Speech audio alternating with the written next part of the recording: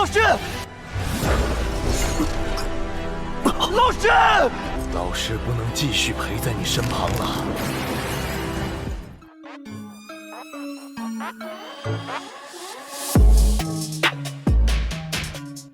Halo para pecinta Battle Through the Heavens dimanapun kalian berada.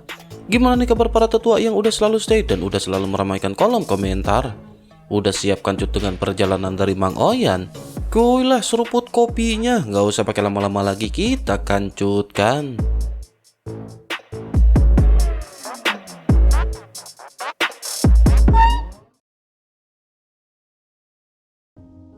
Cerita masih berkancut dengan Xiaoyan yang pada saat ini berniat untuk menyelesaikan permasalahan yang dialami oleh Ding Yantao.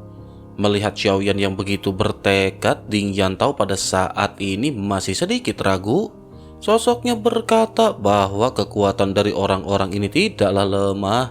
Tetapi meskipun begitu, ia pada saat ini tidak tahu di level manakah mereka berada.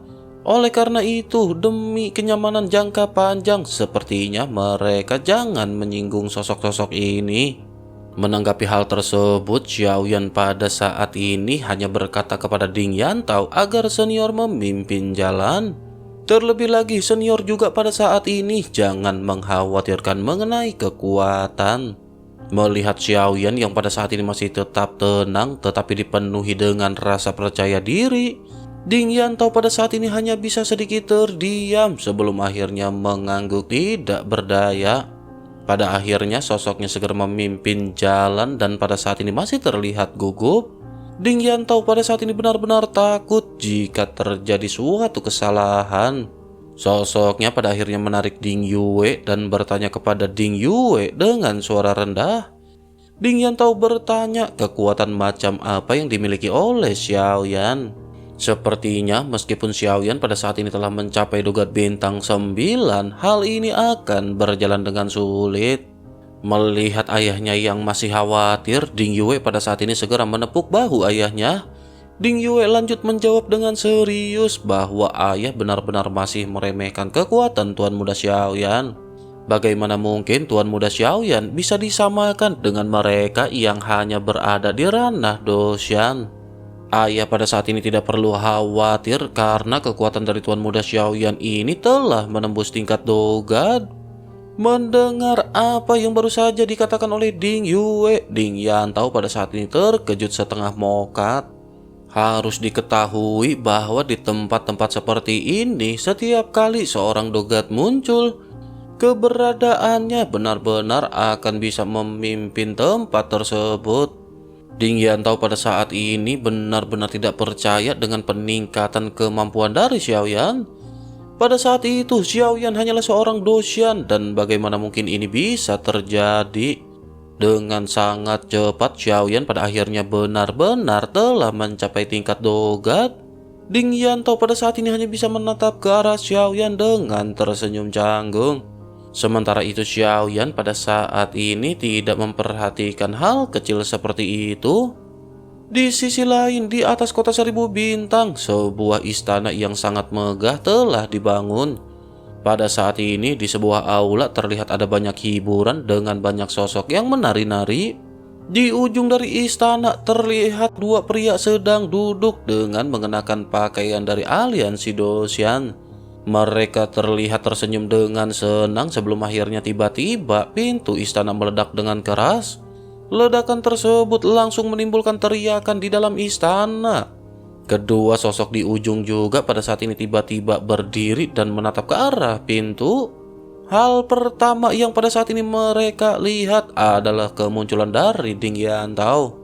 Salah seorang di antara mereka segera berteriak dengan keras, apakah Ding Yantao benar-benar memiliki kemampuan untuk melakukan hal tersebut? Setelah mengatakan hal itu, keduanya pada saat ini memiliki ekspresi yang sangat beringas. Fluktuasi yang kuat juga pada saat ini dipancarkan dari tubuh mereka, membuat semua orang di sekitar merasakan sesak. Bagaimanapun sebagian besar orang yang berada di sini hanya memiliki kekuatan di antara bintang 1 atau 2 Doshan. Sementara itu di sisi lain pada saat ini Ding Yue berniat untuk mengambil langkah maju dan mengambil tindakan. Tetapi pada saat yang bersamaan, Xiaoyan pada saat ini segera mencegah Ding Yue dan perlahan maju. Begitu Xiaoyan maju pada saat ini, suara berdengung seketika bergema ke sekitar. Xiaoyan pada saat ini tidak bergerak dan Xiaoyan hanya mengeluarkan kurang dari 10% dari tekanannya. Namun dengan hal itu saja, dua sosok yang baru saja terlihat garang tiba-tiba berhenti. Pada saat yang bersamaan, seteguk besar darah juga terciprat dan pada saat ini keduanya berlutut dengan keras. Dua sosok ini segera mengangkat kelapanya dengan susah payah untuk menatap ke arah Xiaoyan dengan ketidakpercayaan. Keduanya tanpa sadar bergumam bahwa ini adalah kekuatan di tingkat dogat. Sementara itu Xiaoyan pada saat ini tidak berbicara dan terus berjalan lurus ke arah mereka berdua. Xiaoyan tersenyum ketika Xiaoyan melihat jubah yang dikenakan oleh kedua orang tersebut. Xiaoyan menyipitkan matanya setelah melihat detail dari seragam yang pada saat ini mereka gunakan. Xiaoyan pada akhirnya bergumam sepertinya mereka benar-benar orang-orang dari aliansi Doshan. Bagaimana mungkin bisa ada bajingan seperti mereka di tingkat surga ke-9 aliansi Doshan? Setelah mendengar kata-kata Xiaoyan ini, mereka berdua tiba-tiba menyipitkan matanya. Dengan tegas, salah seorang di antara mereka segera bertanya siapakah sosok Xiaoyan. Jika Xiaoyan berani menghabisi mereka berdua, maka Yang Mulia Surga ke-9 pasti tidak akan membiarkannya pergi. Keduanya pada saat ini memandang ke arah Xiaoyan tanpa rasa takut sama sekali. Sementara itu Xiaoyan segera menganggukkan kelapanya dan berkata ternyata Yang Mulia Surga ke-9 yang mengirim mereka ke sini. Keduanya pada saat ini terlihat percaya diri melihat Xiaoyan yang seolah-olah sedikit ketakutan. Salah seorang di antara mereka pada akhirnya segera berkata seharusnya Xiaoyan tahu tentang aliansi Doshan. Yang Mulia Surga ke-9 aliansi Doshan yang baru saja dipromosikan bukanlah seorang yang lemah. Mendengar hal tersebut, Xiaoyan pun tersenyum sebelum akhirnya bertanya apakah emang begitu. Tetapi mengapa Xiaoyan mendengar bahwa Yang Mulia Surga ke-9 tidak pernah keluar setelah memasuki tempat hukuman para dewa? Xiaoyan benar-benar khawatir tampaknya Yang Mulia Surga ke-9 telah mokat di dalam tempat tersebut. Keduanya pada saat ini terkejut mendengar apa yang baru saja dikatakan oleh Xiaoyan. Keduanya pada saat ini saling menatap seolah-olah mereka tidak mengetahui berita mengenai hal tersebut. Mereka memang telah pergi untuk waktu yang lama dan mereka benar-benar tidak tahu banyak tentang apa yang terjadi di aliansi Doshan. Namun meskipun begitu, mereka pada saat ini segera berteriak agar Xiaoyan jangan banyak bicara omong kosong. Jika Xiaoyan berani menghabisi mereka berdua, maka aliansi Doshan tidak akan tinggal diam. Mendengar apa yang dikatakan oleh keduanya, Xiaoyan pada saat ini segera merubah penampilannya dengan origin Qi. Xiaoyan juga mengeluarkan token tanda yang menyatakan bahwa Xiaoyan adalah Yang Mulia Surga ke-9. Begitu melihat wajah dan token yang pada saat ini dipegang oleh Xiaoyan, penampilan keduanya pada saat ini seketika berubah menjadi pucat. Sementara itu Xiaoyan pada saat ini segera berkata mengapa pada saat ini ia tidak ingat ketika ia menyuruh mereka pergi ke tempat ini. Mata keduanya pada saat ini benar-benar menyusut melihat wajah yang sangat familiar. Terlebih lagi mereka juga bisa melihat bahwa token yang berada di tangan Xiaoyan ini adalah token asli. Keduanya pada akhirnya segera meminta maaf kepada Xiaoyan dan mereka benar-benar merasa sangat ketakutan. Kedua pria itu seketika bersujud dengan gila-gilaan di hadapan Xiaoyan. Situasi yang tiba-tiba berubah ini juga membuat Ding Yantao di belakang pada saat ini hanya bisa terengah-engah. Ding Yantao pada akhirnya tanpa sadar bergumam apakah Xiaoyan merupakan Yang Mulia Surga ke-9 dari aliansi Doshan. Setelah Ding Yantao menggumamkan kata-kata tersebut, pada saat ini terlihat ada keraguan di ekspresi dari Ding Yantao. Ding Yue yang menyadari hal tersebut juga pada saat ini segera menjelaskan kepada Ding Yantao bahwa situasi dari Tuan Muda Xiaoyan sangat rumit. Sebaiknya ayah pada saat ini jangan mengkhawatirkan mengenai permasalahan tersebut. Ding Yantao pun hanya bisa terdiam mendengar apa yang baru saja dikatakan oleh Ding Yue. Bagaimanapun ibu dari Ding Yue telah meninggoy di tangan aliansi Doshan. Namun tentu saja Ding Yantao percaya bahwa Ding Yue telah mengetahui situasi dari Xiaoyan pada saat ini. Ding Yantao pada akhirnya berpikir sepertinya Xiaoyan pada saat ini sedang melakukan sebuah rencana yang belum terselesaikan. Sementara itu di sisi lain, Xiaoyan pada saat ini memandangi dua sosok yang memohon belas kasihan di hadapan Xiaoyan. Mata Xiaoyan menjadi gelap dan Xiaoyan pada saat ini perlahan-lahan berbalik. Xiaoyan juga menjentikan jarinya dan dua gumpalan api seketika jatuh langsung kedua orang tersebut. Dalam sekejap mata keduanya terbakar dan jeritan pada saat ini memenuhi seluruh ruangan. Dalam 5 tarikan nafas pada saat ini keduanya benar-benar telah dirubah menjadi abu oleh Xiaoyan.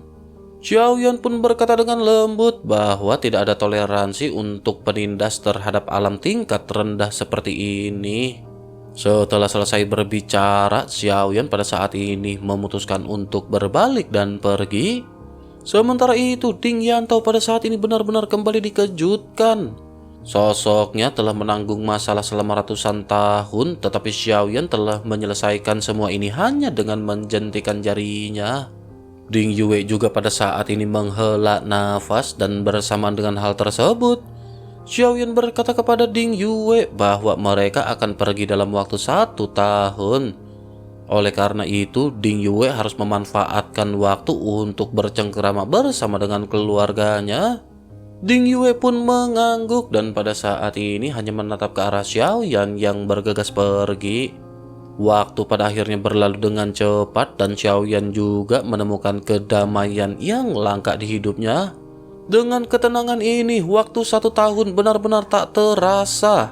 Xiaoyan pada akhirnya segera menyadari bahwa sudah waktunya bagi mereka untuk pergi. Mereka pada akhirnya segera berkumpul dan tanpa banyak basa-basi segera menaiki Bahtera Fearless. Setelah mengucapkan selamat tinggal pada kota 1000 bintang, target Xiaoyan kali ini adalah benua Dodi. Bahtera Xiaoyan pun seketika melesat dan bahtera ini dibuat dengan hati-hati oleh Ding Yue. Bahtera ini telah mampu menembus kecepatan yang tak terbayangkan. Selama origin Ki yang dituangkan cukup, maka kecepatan dari Fearless Arc ini akan mencapai kecepatan yang belum pernah terjadi sebelumnya. Hal ini benar-benar bisa sangat mempersingkat waktu dalam perjalanan di lautan kehampaan. Dahulu kala di dalam perjalanan, Xiaoyan membutuhkan waktu 60 tahun untuk bisa sampai ke benua Dodi. Namun sekarang dengan Bahtera Fearless yang sangat canggih, waktu perjalanan akan dipersingkat menjadi 5 tahun. Perjalanan Xiaoyan pun berjalan dengan lancar hingga pada akhirnya Xiaoyan sampai di benua Dodi. Benua Dodi juga pada saat ini masih dibangun. Fearless Arc perlahan berlayar di atas benua Dodi dan ketika Xiaoyan melihat pemandangan di sekitar, Xiaoyan pada saat ini merasakan keakraban di dalam hatinya. Xiaoyan pada akhirnya menghela nafas dan pada saat ini ada kegembiraan yang tidak bisa disembunyikan di mata Xiaoyan. Xiaoyan pun lanjut bergumam dengan lembut. Akhirnya Xiaoyan kembali. Sementara itu di suatu tempat di benua Dodi, di sebuah pavilion, terlihat lelaki tua sedang duduk bersila dan sosoknya tampak menyadari sesuatu. Matanya bersinar terang dan sosoknya pada saat ini bergumam bahwa aura ini sangat familiar. Mungkinkah anak ini pada akhirnya sudah kembali? Senyum pun seketika muncul di wajah tua tersebut dan sosok pria tua ini seketika menghilang. Bersamaan dengan hal tersebut, kembali ke Xiaoyan yang pada saat ini masih memandangi pemandangan di sekitar. Setelah beberapa saat, Xiaoyan pada saat ini seketika berbalik setelah menyadari sesosok yang muncul. Melihat sosok yang familiar ini, Xiaoyan pun tersenyum dan seketika menangkupkan tangannya. Xiaoyan menyapa sosok yang tidak lain dan tidak bukan adalah senior Xiao Tian. Xiao Wutian juga pada saat ini tersenyum melihat Xiaoyan yang kembali dan menangkupkan tangannya. Xiao Wutian juga mengungkapkan terima kasih kepada Xiaoyan dengan menangkupkan tangannya. Sosoknya lanjut berkata, ternyata Xiaoyan benar-benar telah kembali.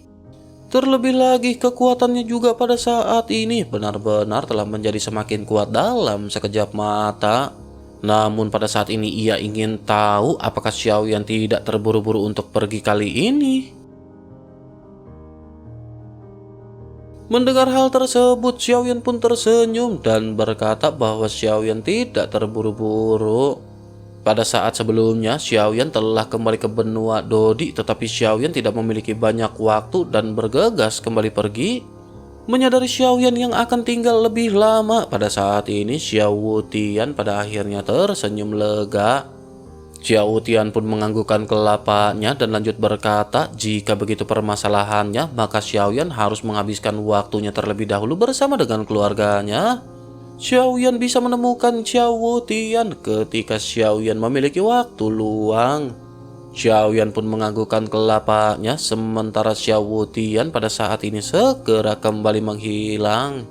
Xiaoyan pun kembali melihat sekeliling dan pada saat ini Xiaoyan memutuskan untuk sedikit berjalan-jalan.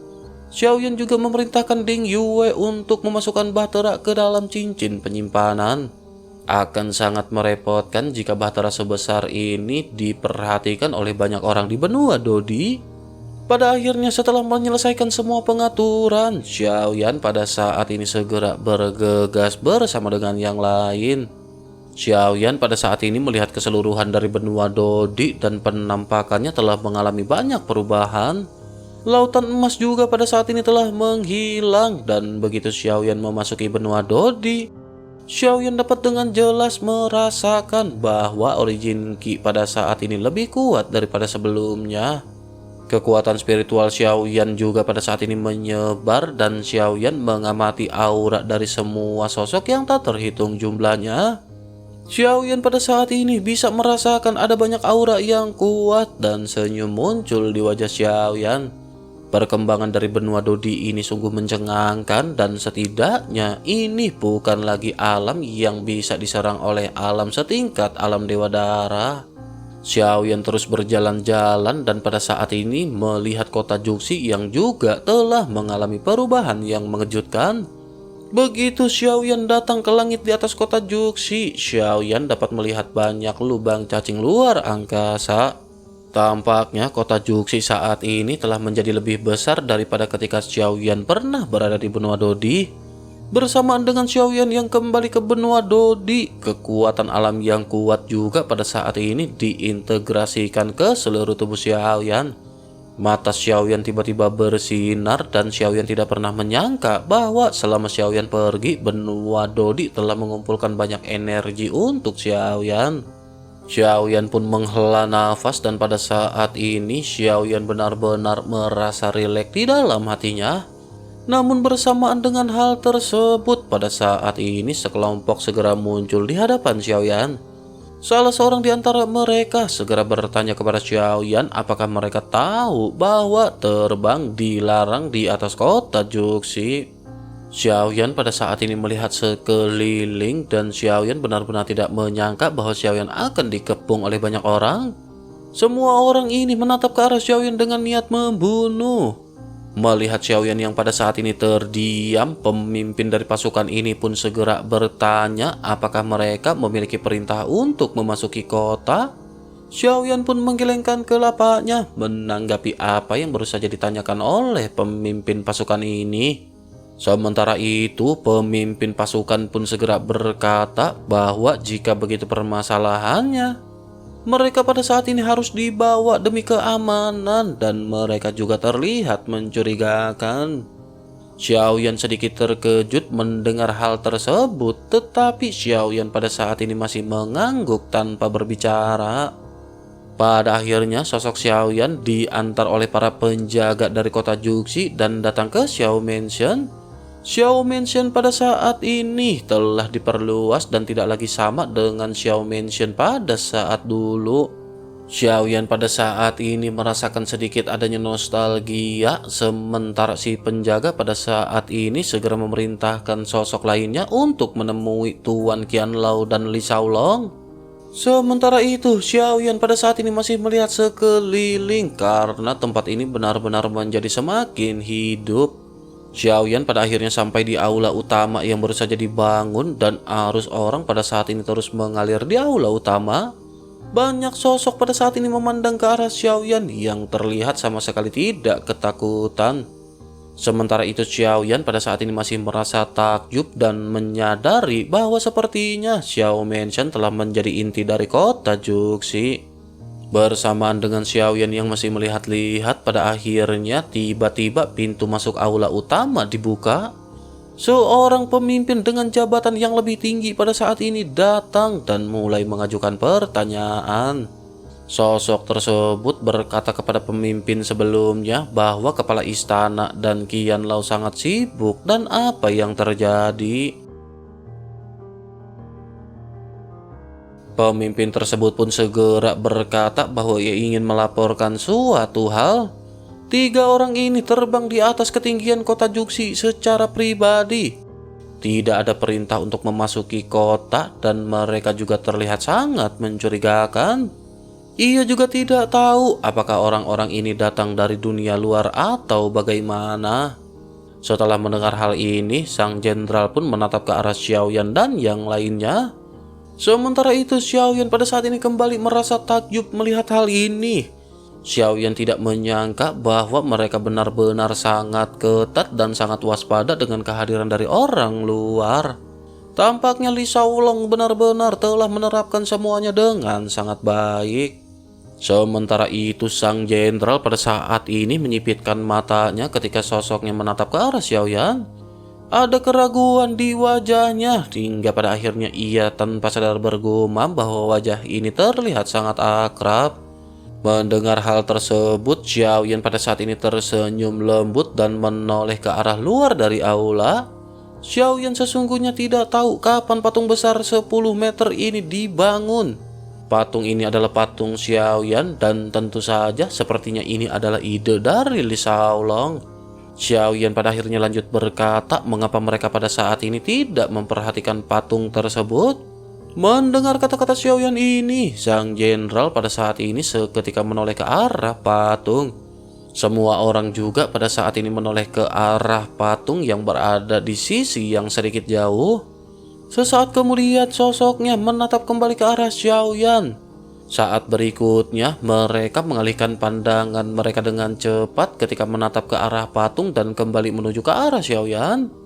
Setelah beberapa pengamatan, baru kemudian sang jenderal menyadari bahwa orang di hadapannya ini adalah legenda yang sangat besar. Ini adalah orang terkuat di benua Dodi selama ribuan tahun. Ini adalah penguasa sebenarnya dari Xiao Mansion dan juga merupakan penguasa dari benua Dodi. Sang jenderal pun seketika tiba-tiba berlutut dan segera meminta maaf kepada Xiaoyan. Gerakan tiba-tiba ini seketika menyebabkan aliran orang-orang di sekitar juga seketika berlutut.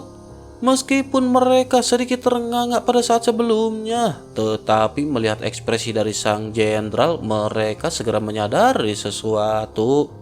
Teriakan keterkejutan dari banyak orang juga pada akhirnya segera memancing keributan yang lebih besar. Pada akhirnya sesosok pada saat ini segera masuk ke dalam aula dan bertanya siapakah yang membuat keributan di aula utama. Sosok-sosok yang pada saat ini berlutut seketika menoleh dan memberikan jalan kepada Li Shaolong untuk masuk. Li Shaolong dengan penuh ketegasan pada saat ini memandang ke arah semua orang. Namun begitu sosoknya berhadapan dengan Xiaoyan, ketegasannya pada saat ini benar-benar luntur. Li Shaolong pada saat ini melotot dan sesaat kemudian bergumam bahwa ini ternyata adalah tuan muda Xiaoyan. Xiaoyan juga pada saat ini tersenyum memandang ke arah Li Shaolong yang pakaiannya tampak telah berubah seiring dengan identitasnya. Xiaoyan pun menganggukkan kelapanya dan berkata bahwa ia benar-benar sudah lama sekali tidak bertemu dengan Li Shaolong. Li Shaolong pada saat ini matanya berbinar karena bagaimanapun mereka dapat dianggap merupakan saudara hidup dan mokat. Li Shaolong pada saat ini hendak berlutut di hadapan Xiaoyan. Namun pada saat ini Xiaoyan melangkah maju untuk menghentikan Li Shaolong. Xiaoyan pun dengan tegas segera berkata bahwa mereka sudah lama tidak bertemu. Tidak ada alasan bagi Li Shaolong untuk berlutut di hadapan saudaranya. Mata Li Shaolong pada saat ini kembali berbinar dan ia benar-benar terkejut dengan kemunculan Xiaoyan. Li Shaolong pada akhirnya kembali tersenyum sebelum akhirnya berkata sepertinya Tuan Muda Xiaoyan benar-benar lelah setelah melakukan perjalanan. Xiao Mansion pada saat ini telah diperluas, tetapi tempat di mana Tuan Muda Xiaoyan pernah tinggal sebelumnya tidak pernah tersentuh. Ia juga selalu memerintahkan orang untuk membersihkan tempat dari Tuan Muda Xiaoyan tinggal. Mendengar apa yang dikatakan oleh Li Shaolong pada saat ini, Xiaoyan pun seketika tersenyum. Namun senyum Xiaoyan pada saat ini agak dipaksakan dan tatapan Xiaoyan tampak terlihat kabur. Li Shaolong seketika menyadari adanya sesuatu yang tidak beres dengan ekspresi Xiaoyan. Ia lanjut melirik ke belakang Xiaoyan dan segera setelah itu ekspresi di wajah Li Shaolong pada saat ini sedikit membeku. Li Shaolong pada saat ini tidak bertanya kepada Xiaoyan dan hanya menatap ke arah Xiaoyan yang terlihat sangat sedih. Li Shaolong tahu pasti sesuatu telah terjadi dan ini membuat Xiaoyan merasa terbebani. Melihat Li Shaolong yang sepertinya telah bisa menebak pemikiran Xiaoyan, pada saat ini Xiaoyan segera mulai berbicara. Xiaoyan berkata bahwa ceritanya benar-benar sangat panjang. Namun Li Shaolong jangan khawatir karena Xiaoyan telah berjanji kepada mereka. Oleh karena itu Xiaoyan akan melakukan semua yang terbaik yang Xiaoyan bisa untuk menemukan mereka. Xiaoyan pada saat ini tampak terlihat seperti anak kecil yang tidak memenuhi janjinya dan Xiaoyan merasa takut di dalam hatinya. Sementara itu Li Shaolong pada saat ini hanya terdiam. Li Shaolong tahu bahwa Xiaoyan sedang dalam suasana hati yang sangat rumit pada saat ini. Tetapi meskipun begitu, Li Shaolong juga pada saat ini dalam suasana hati yang rumit karena tidak mengetahui lebih detail tentang maksud Xiaoyan. Tetapi meskipun begitu, Li Shaolong pada saat ini masih memaksakan senyum dan menepuk bahu Xiaoyan untuk menghibur. Li Shaolong pun lanjut berkata bahwa mereka selalu percaya kepada Tuan Muda Xiaoyan. Tidak peduli apapun yang terjadi, hati mereka akan selalu terhubung hidup dan mokat. Mendengar apa yang dikatakan oleh Li Shaolong, Xiaoyan pada saat ini tersenyum pahit dan Xiaoyan benar-benar kesulitan untuk menyembunyikan kesedihannya. Terlebih lagi Xiaoyan benar-benar merasa semakin sedih setelah Xiaoyan kembali ke benua Dodi. Melihat Xiaoyan yang tidak kondusif, pada akhirnya Li Shaolong memutuskan untuk membawa Xiaoyan menjauh dari kerumunan. Namun dengan kembalinya Xiaoyan pada saat ini tampak menimbulkan antusias yang sangat tinggi di antara semua orang.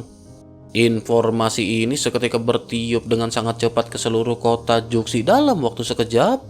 Untuk sesaat seluruh benua Dodi tampak gemetar, sementara kota Juxi mulai merayakan hari bahagia seperti tahun baru. Semua orang mengetahui bahwa Xiaoyan telah bertempur melawan alam dewa darah di benua Dodi. Semua orang tahu bahwa jika bukan karena Xiaoyan, dunia tempat mereka tinggal benar-benar akan dihancurkan. Pada saat ini, hampir semua orang yang tinggal di benua Dodi sangat ingin bertemu dengan Xiaoyan yang merupakan pahlawan bagi benua Dodi. Bagaimanapun mereka sangat kagum dengan Xiaoyan yang merupakan penguasa dari alam yang mereka tinggali. Sementara itu kembali ke Xiaoyan yang pada saat ini berjalan-jalan dengan ditemani Li Shaolong di belakangnya. Xiaoyan pada saat ini berjalan-jalan di sekitaran tempat tinggal para anggota dari tim Fearless. Xiaoyan berdiri dengan terpaku ketika Xiaoyan melihat sekeliling. Xiaoyan masih ingat hari-hari ketika semua orang berisik bersama-sama. Pada saat ini, ingatan Xiaoyan tentang semua anggota tim Fearless benar-benar melonjak memenuhi benak Xiaoyan.